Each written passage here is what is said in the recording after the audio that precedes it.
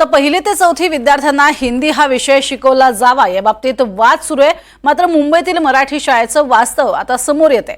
मराठी शाळांकडे दुर्लक्ष झाल्यामुळे मराठी शाळा बंद पडल्या आहेत ही स्थिती मुंबईमध्ये पाहायला मिळते।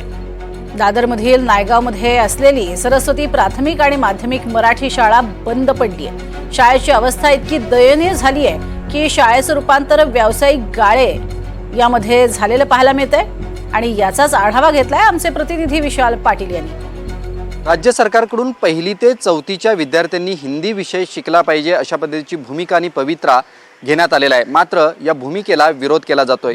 या सगळ्यामध्ये नेमक्या मराठी शाळांची स्थिती काय, खास करून मुंबईसारख्या शहरात मराठी शाळांची स्थिती काय, हा सुद्धा प्रश्न आता ऐरणीवरती आलाय।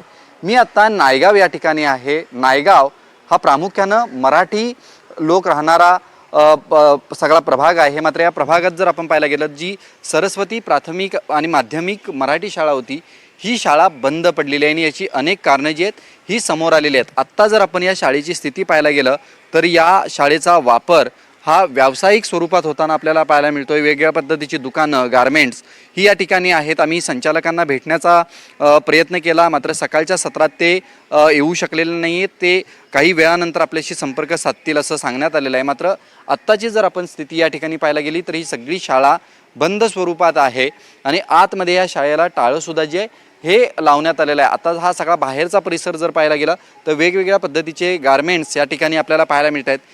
एकेकाळी याच शाळेतनं हजारो विद्यार्थी शिकून गेलेले आहेत।